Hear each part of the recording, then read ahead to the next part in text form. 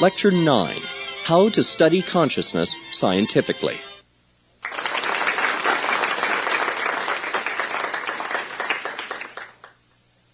The most important problem in the biological sciences in the present era is a problem that until quite recently most scientists didn't think was a suitable topic for scientific investigation at all.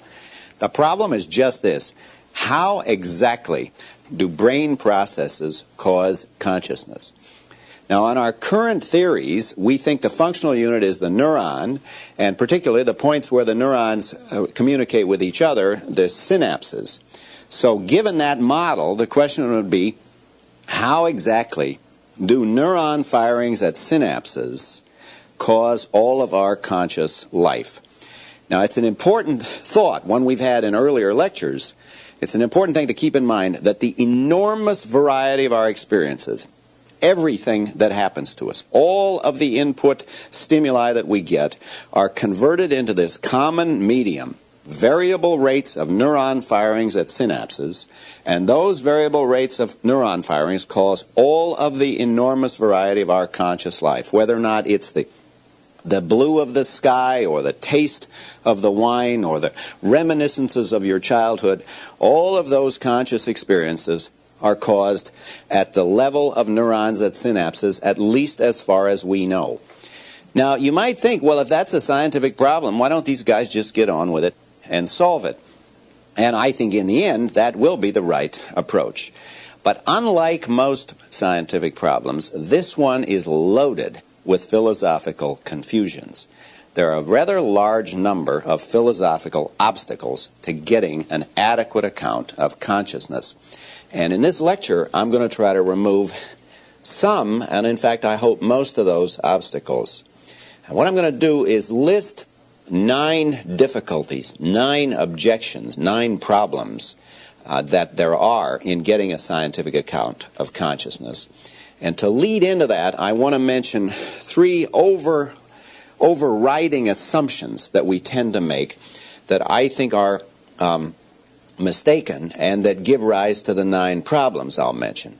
The first assumption is the one that we've been combating throughout these lectures, and that is dualism, the idea that mental and physical name mutually exclusive realms. As long as we think that, as long as we think, well, they really don't connect with each other, the mind and the body, then we're not going to be able to get a scientific account. A second mistake that we're persistently inclined to make is this contrast between machines and nature, and the feeling that somehow or other machines are not natural phenomena, that there has to be a deep contrast. This comes out whenever somebody invents a new program to play chess.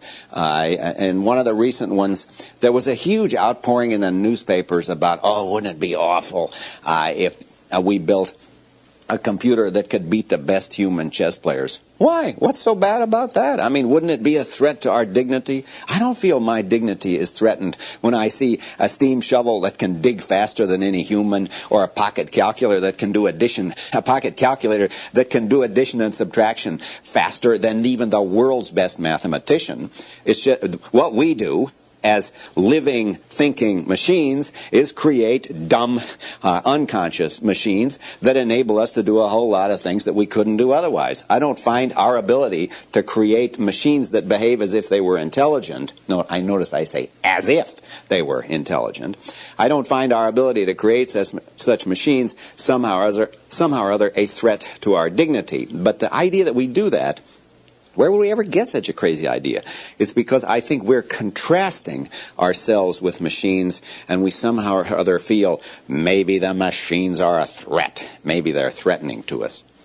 The third general overriding mistake is one I've mentioned briefly earlier, but we're going to see in this lecture it rears its head again and again, and that is the failure to make the distinction between those features of nature that are really there, independent of us, the features of nature that are observer independent, that would exist but if we all died, if all humans beings ceased to exist, those features of nature such as gravitational attraction, force, photosynthesis. Well, if you take away all plants, you wouldn't have photosynthesis.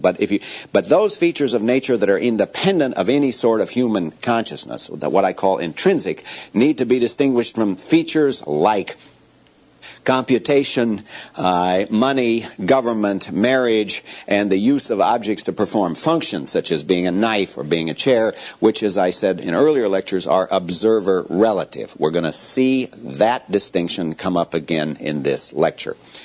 Okay, with all of that by way of introduction then, what are the problems with getting a scientific account of consciousness? What sort of mistakes are we making? And I think the best way to do this is just give a list of the dumbest mistakes I can think of. And then first I'll list the mistakes, and then I'll go through and try to correct them.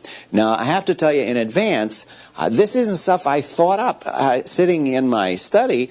These are things that people have actually said to me. All of these mistakes are actually made by important philosophers and scientists in the field. So it's not an abstract intellectual exercise here. I think this actually has practical significance. I think we won't get an adequate science of consciousness until we overcome these challenges.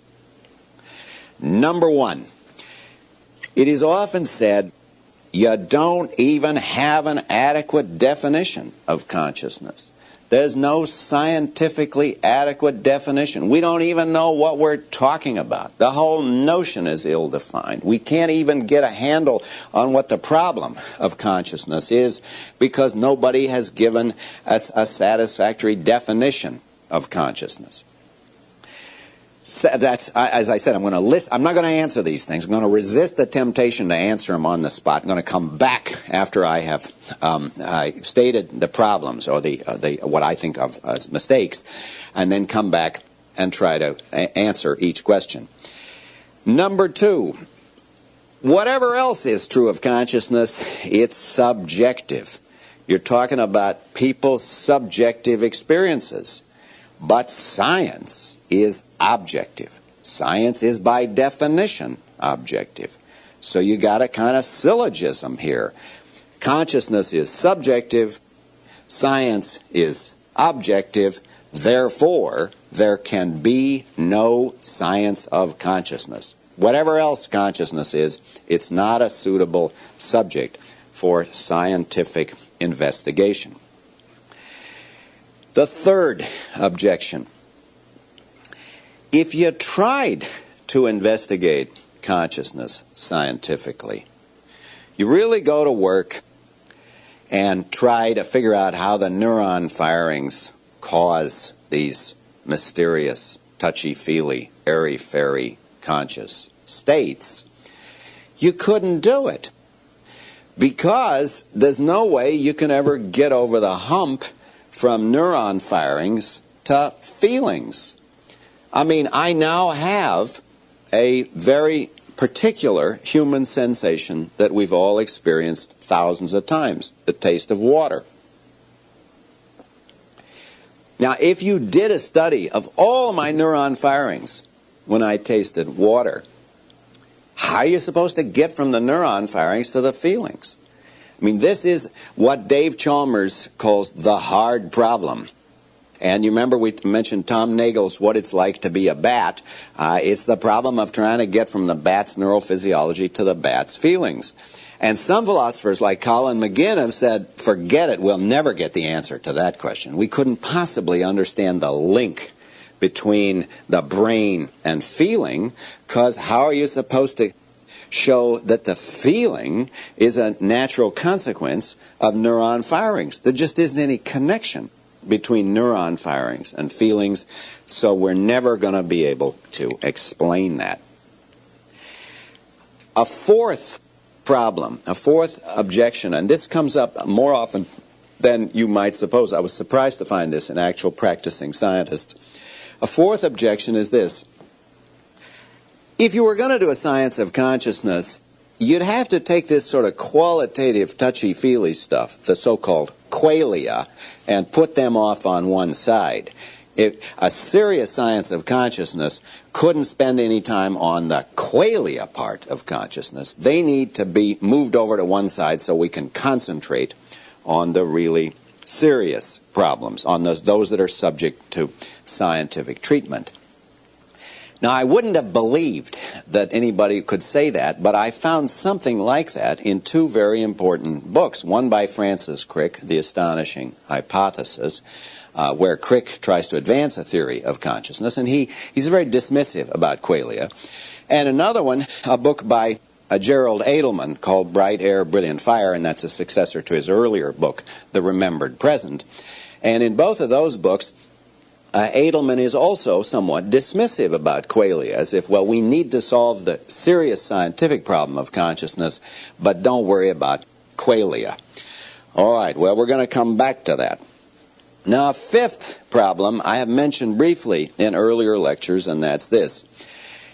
Even if we did get a science of consciousness, the most it could show would be that consciousness doesn't matter, that it is epiphenomenal, that it's just, as I mentioned in an earlier lecture, it's just like the froth on the wave. It doesn't actually make any difference. And epiphenomenalism is alive and well. There are lots of people who believe it. Again, in the book I mentioned by David Chalmers, Chalmers says, look, if we believe that our consciousness makes a difference to our behavior, we're just mistaken. If you think that you ate because you felt hungry, or you pulled your hand out of the fire because you felt a pain, or you married your spouse because you were consciously in love, that's all an illusion. Consciousness couldn't make any of those differences. In fact, Chalmers, you got to give him credit for courage. He says, I might think I wrote this book because I had a lot of conscious opinions I wanted to convey, but wait a second, writing a book's a physical event like any other, so it has to have entirely physical causes. So my writing this book about consciousness can't be causally explained by consciousness, because consciousness can't have any causal effects. That's courageous epiphenomenalism. Okay, where are we up to? About number 6? Number 6 is this. Even if there were such a thing as consciousness, the way some of these philosophers talk about it, it wouldn't have any evolutionary function, because we can easily imagine that there are beasts just like us, but they have no consciousness.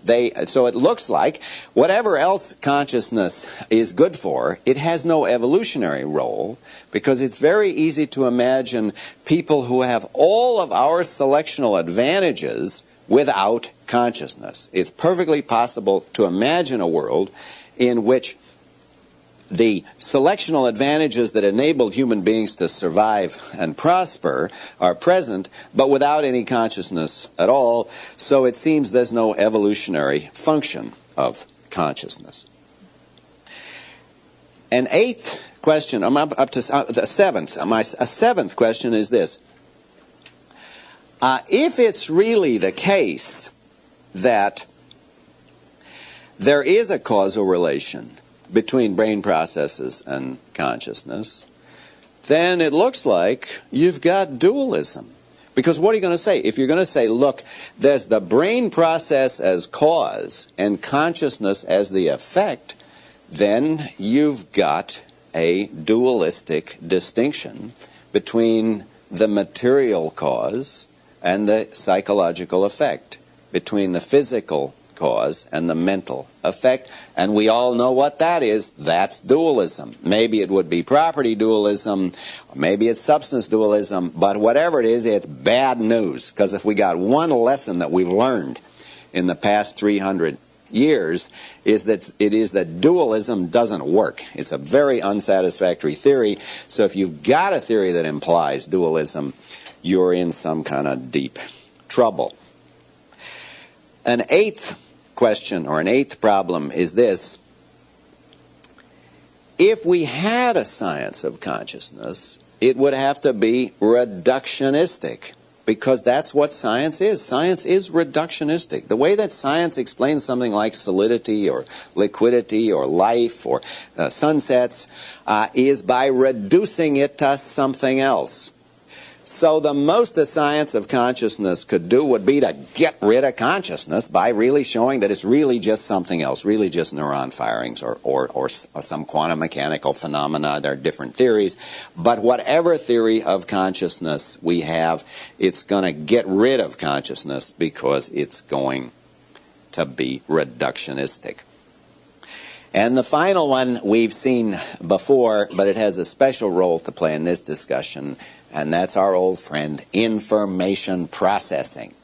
And the idea here is, look, any account of consciousness is going to be an information processing account, so it's going to show us that consciousness can be reduced to standard forms of information processing. For example, of a kind that we've talked about earlier, the kind of information processing that goes on in computational systems.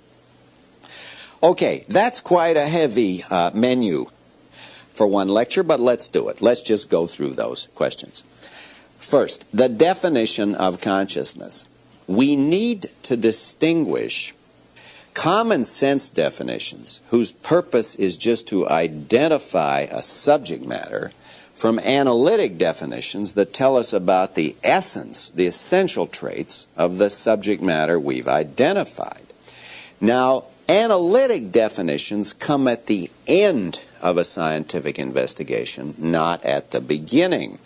But at the beginning, we want a common sense definition that will enable us to know what we're talking about. So consider the definition of water. Water is standardly defined as a colorless, tasteless liquid of the sort that falls in rainstorms and flows in rivers and exists in lakes and oceans. That's a common sense definition. I looked it up in a dictionary, and that's in fact what they say. But then they also give the analytic definition, water is H2O. Now notice, the fact that water is H2O, that's a much later discovery. We all have a common sense definition of water before we ever get the chemical analysis that enables us to give the scientific analytic definition. Same goes for consciousness. It's easy to give a common sense definition of consciousness. I'll do it. Conscious states are those subjective states of sentience or awareness that begin in the morning when you wake from a dreamless sleep and continue throughout the day until you fall asleep again or go into a coma or die or otherwise become unconscious. Dreams are a form of consciousness, though they're different and generally at a much lower level of intensity than waking consciousness. But any one of these subjective, inner, qualitative states of feeling or sentience or awareness, that's what we're talking about when we're talking about consciousness. It's not a difficult problem. It's not a difficult phenomenon to identify. It's just that having said that, we now want to go to work and get an analytic definition, not just be satisfied with this common sense definition. So the first difficulty, I think, is not a serious one. How about the second one? Conscious states are by definition subjective. Science is objective. So there can be no science of consciousness. Now there's a very interesting pun on the objective-subjective distinction in that, and it's very important not just for this issue but for philosophy in general. We need to distinguish an epistemic sense of the objective-subjective distinction. Remember, epistemology means the theory of knowledge. We need to distinguish a sense that has to do with how we know. We need to distinguish that sense from an ontological sense. Ontology has to do with what exists. We have to distinguish the epistemic sense of the objective-subjective distinction from the ontological sense, and I'll illustrate both of those. Suppose I say Rembrandt was born in 1606. Now don't quote me on that, I think that's right, but anyway, around then. Rembrandt was born in 1606. That is an objective fact. That's epistemically objective. We can settle that. But if I say Rembrandt was a better painter than Rubens, I think that's right. But that, as they say, is a matter of subjective opinion. That's a matter of my opinion, and there are people whose opinions I respect. Not very many, but there are some who would disagree with me about that. So there we've got a distinction between the epistemically objective and the epistemically subjective. But now notice that's a different question from the question of what exists. Mountains and molecules and waterfalls and tectonic plates have an objective mode of existence in that their existence doesn't depend on being experienced by any subject. But pains and tickles and itches exist only as experienced by some human or animal subject. Therefore, they have a subjective mode of existence. Now, the bottom line of this is simply the following. There is a domain that is ontologically subjective, pains and feelings and consciousness generally, that admits of a science which is epistemically objective. To nail this down to actual cases, I happen to have a lower back pain. If many of you don't, you probably will. Eventually, most people get it. I mean, the only comfort to having this is the knowledge that 80% of the population's either got them or going to have them. Okay, now it's just an objective fact in the epistemic sense that I've got this lower back pain, but the pain itself has an ontologically subjective mode of existence. To put this in words of one syllable, in one sentence, the fact that consciousness is ontologically subjective doesn't prevent us from getting a science which is epistemically objective. It's a simple pun. Okay, but now how do you get over the hump? And I think this is the most serious of these questions. How could we get a science of consciousness that would show why and how neuron firings cause feelings? You know, it's not enough just to get a correlation. I mean, even if we had a correlation between neuron firings and feelings, I mean, Francis Crick thinks it's neuron firings of 40 hertz that are neurally correlated with consciousness. But even if that were right, I mean, it would be tremendous if that turned out to be right. Even if we're right, that still wouldn't be enough. We want to know, what's the theory? Why do the neuron firings give rise to the conscious states?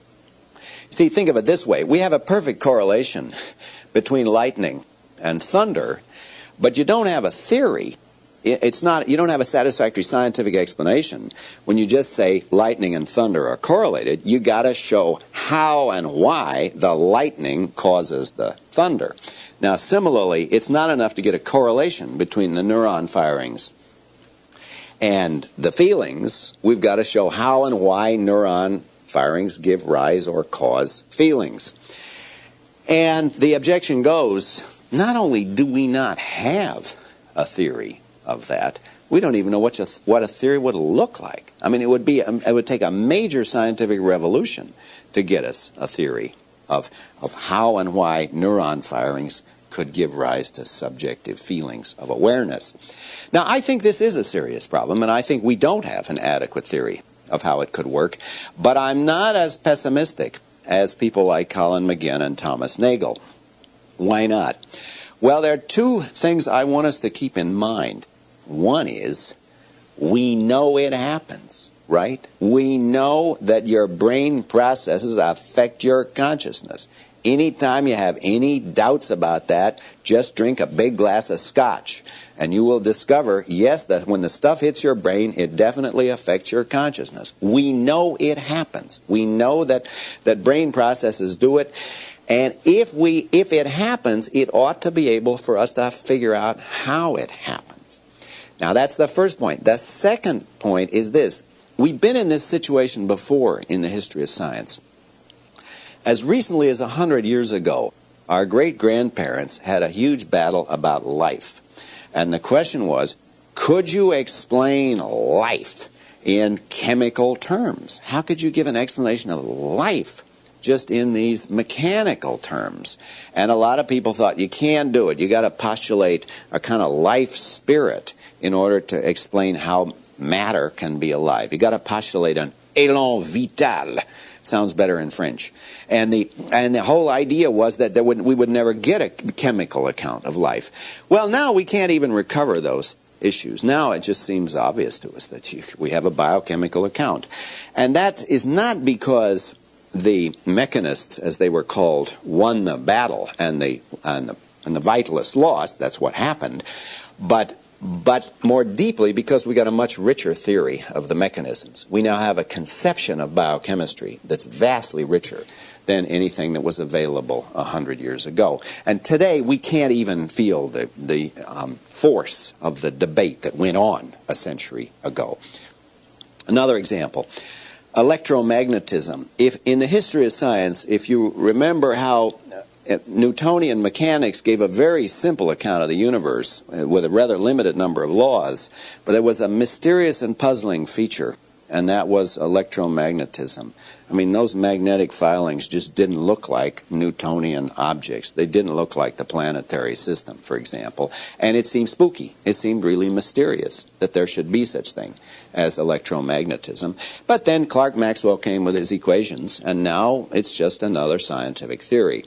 So I'm suggesting that though it is a serious question, how brain processes could cause consciousness, it's not impossible that we can get an answer to it. One, because we know that it happens, and two, it looks much like previous mysteries in the history of knowledge, where we solve the mystery by getting a more adequate theory. Okay, but that takes us to our fourth problem. Shouldn't we push the qualia off on one side? Shouldn't we, in a hard-nosed science of consciousness, why do we have to mess around with these touchy-feely qualitative states? Can't we have a science of consciousness which just leaves out the qualia? Now, as I said, I wouldn't have thought this was a serious approach to the problem at all if I hadn't seen it in the works of important neurobiologists. So let me just answer it very simply. You cannot separate the problem of qualia from the problem of consciousness, because conscious states are qualia. That's it. I mean, if you take away the qualia, there's nothing left over. When we talk about consciousness, we're talking about these qualitative, subjective states of sentience or awareness. Now, you can talk about different aspects of them and not talk about their subjectivity or their qualitative character, but the fact is, conscious states are qualia right down to the ground. There's no way you can set the problem of qualia on one side and still talk about consciousness, because that's what consciousness is, qualitative states. All right, but now then, how do we deal with the problem of epiphenomenalism? Well, I've discussed that in earlier lectures, and I won't say much about it except to expand on what I've said earlier as it relates to this particular issue. Why would we think consciousness is epiphenomenal? I think it's the same reason as the reason we think there's some special metaphysical difficulty about showing how neuron firings can explain consciousness, and that is we're still in the grip of dualism. We're still in the grip of the dualistic categories. It's very hard to shake that. We all are brought up on it. It's part of our popular culture. It's very hard to shake the assumption that the mental and the physical name two different categories. Our whole culture is permeated with the idea that there's a special class of mental illness, which is somehow different from physical illness. I can remember once being seasick on a boat, and a woman told me, "It's all in your mind." Well, that's not much help. I mean, I'm still sick. But this assumption that somehow or other the mind is really different from the body is what gives rise to this illusion that the mind can't make a physical difference. And the way that I have been describing it, we should not think that there is this special metaphysical category, the mental. It's just because of its intrinsic mental qualitative character, conscious states are higher level features of the brain. And I want to use an expression here I haven't used before. They are emergent properties. An emergent property is one that is explained by the behavior of the lower level elements, but is not itself a property of any of those elements. So in the harmless sense in which liquidity and solidity are emergent properties of systems of molecules, even though no individual molecule is liquid or solid, in that sense consciousness is an emergent property of the behavior of neurons, and the system of neurons explains consciousness even though no individual neuron is conscious. But once we see that, then it seems to me consciousness is no more epiphenomenal than any other higher level property. It's like the solidity of the piston or the liquidity of the water. I can't wash myself in the water or take a bath in it or drink it if it's not liquid, so the liquidity is not epiphenomenal, though of course the liquidity is completely explained by the behavior of the molecules, in the same way that the consciousness of my brain plays a causal role in my life. I couldn't be giving this lecture if I wasn't conscious, even though the consciousness is itself completely explained by the behavior of the neurons and the synapses and is a feature of the system. It's realized in the system that consists of those neurons and synapses. But now we get to our sixth question. What about the evolutionary role? Isn't it just a kind of evolutionary hangover, this touchy-feely stuff? Because you could easily imagine a world with people like us who were total zombies, who marched around and gave their lectures and paid their income tax and drove their cars, but were totally unconscious. What do you need consciousness for if you're an evolutionary biologist? Now, that is a weird thing to say if you think about it. I mean, it's such a very strange claim to make. And you have to remind yourself, what are the rules by which we play the game of asking ourselves, what is the selectional function? What's the advantage? What's the selectional advantage of some phenotypical trait? Now, I want to suggest that a basic rule is you've got to hold the rest of nature constant. Let me give you some examples of that. Suppose somebody says, well, what's the function of birds' wings? Well, obviously, for most species of birds, it enables them to fly, and that gives them an advantage. They can avoid predators and so on in a way they couldn't if they couldn't fly. Now, there's much more to be said. According to some theories, the earliest wings were kind of stubs that functioned to keep the animal warm, and they evolved into these flying mechanisms. But notice, we wouldn't accept it if somebody said, well, that can't be right, because you can easily imagine birds that didn't have wings that flew just as well. They use rocket engines, let's say, or something like that.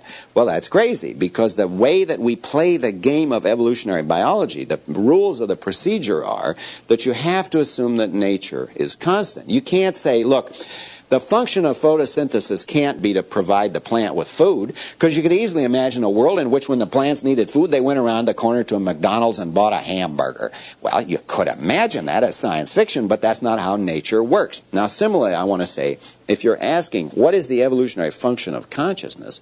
Well, almost everything we do is conscious. All the interesting things of what we do. Walking, fleeing, fighting, procreating, raising our children, finding food, organizing societies, engaging in communication with each other. All of those are conscious activities.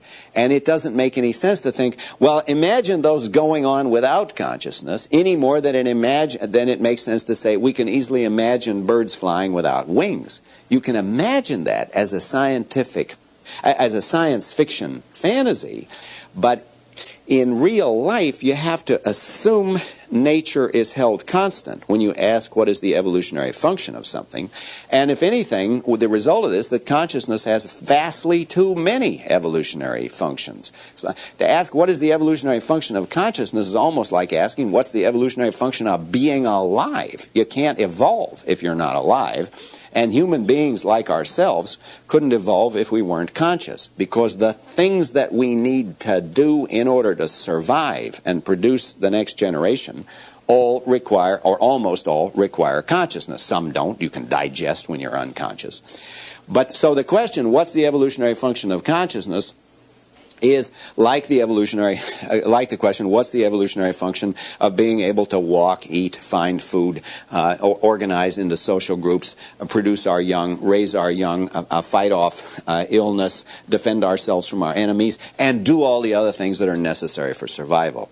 Now, I think there are left over some interesting questions about which things are conscious that are important for our evolution and which things are not conscious. So, for example, the discrimination of colors through vision plays an important role in our getting through life because we then have powers of discrimination which vastly exceed those of unconscious but light-sensitive organisms, such as the phototropic characters of certain plants.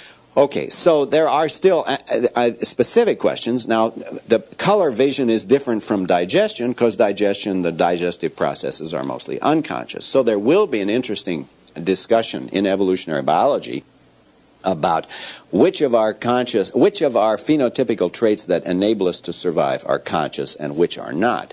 But the question, the skeptical question that suggests, well, there's really no evolutionary point to consciousness, that does not seem to me a serious proposal. And once again, I think we are inclined to make that mistake because we're accepting dualism. We think, well, the mental isn't really part of the physical world, so you can easily subtract the mental and leave the rest of the world intact.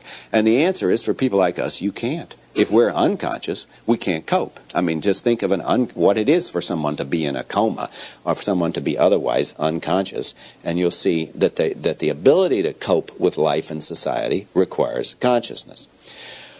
All right, but now then, that takes us to our seventh problem.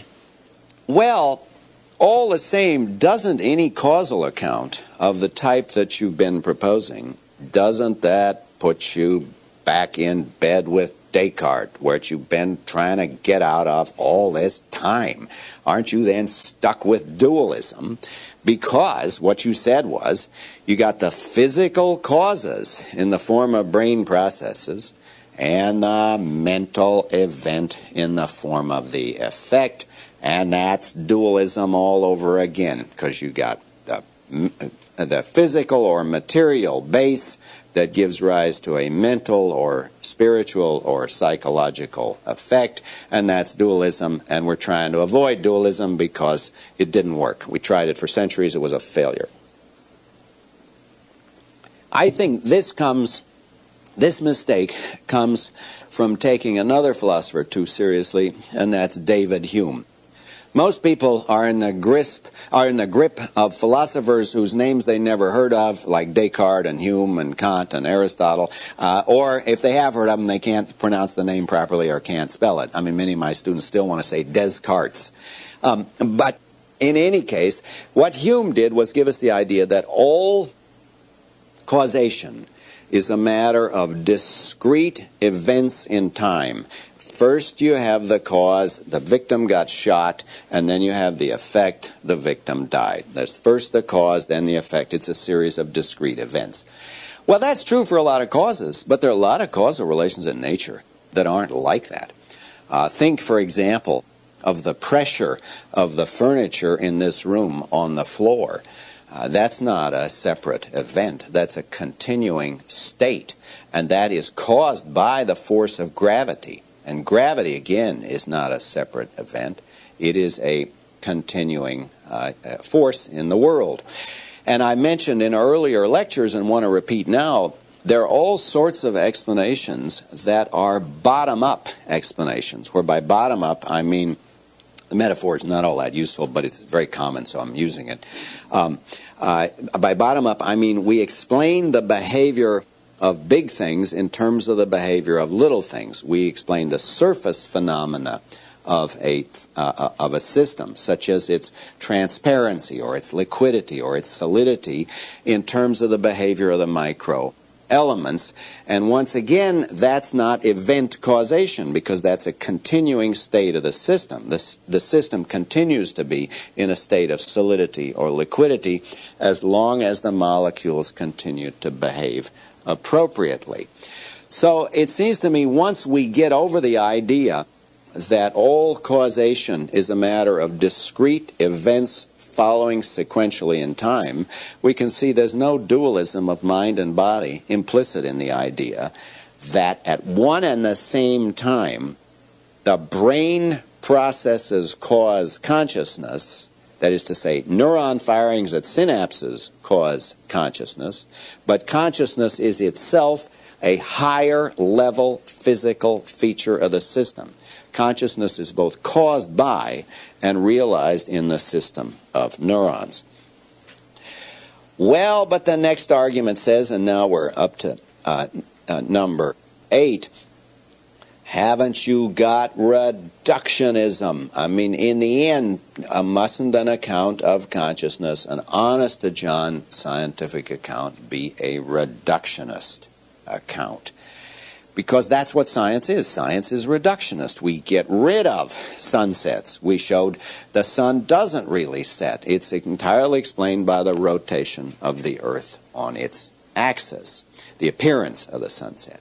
And we give reductionist accounts of solidity and liquidity or life itself. We reduce them to more basic processes until we reach the ultimate level of the microphysical processes, the quantum level processes. We reduce everything to that in the end, and so we get rid of consciousness. Wouldn't a scientific account of consciousness just get rid of it, the way science got rid of sunsets by showing it was just an illusion? Now, I wish I had an hour to talk about reductionism, because it's one of the most confused notions in science and philosophy. And I went through the literature and I found literally half a dozen different meanings of the notion of reductionism. And I don't have time to explain all of that now, so let me just say the basic point, which is this. We need to distinguish those reductionist accounts which are eliminative, which eliminate the thing you are reducing, from those which give a causal explanation but don't eliminate it. Sunsets are a good example of an eliminative reduction because, of course, the sun doesn't literally set. That is an illusion created by the rotation of the Earth. But not all reductions are eliminative. Some just give a causal explanation.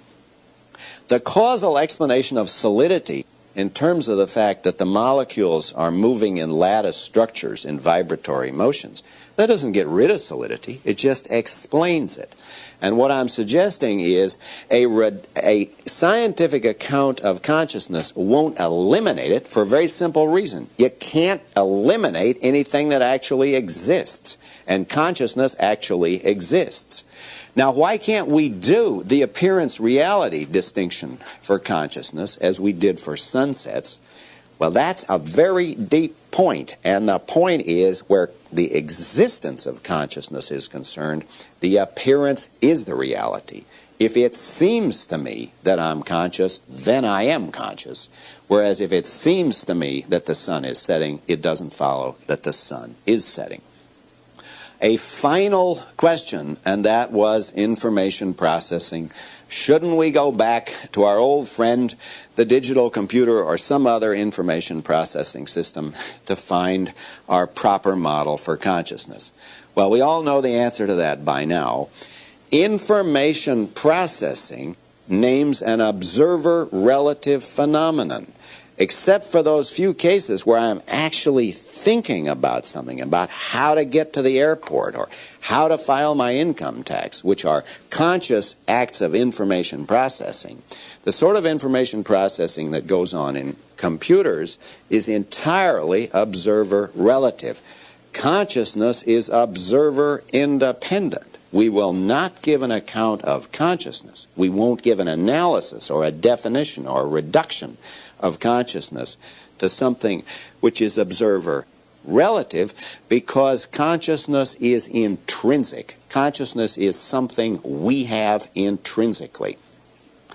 Okay, this lecture will have seemed polemical, but I want to conclude on an optimistic note. We're in a very exciting time. It is quite possible that within the lifetime of people who are already born today, we will understand the most important question outstanding in the biological sciences. How does the brain do it? How does the brain cause all of the enormous variety of our conscious life? And we're actually making progress toward that at this very moment.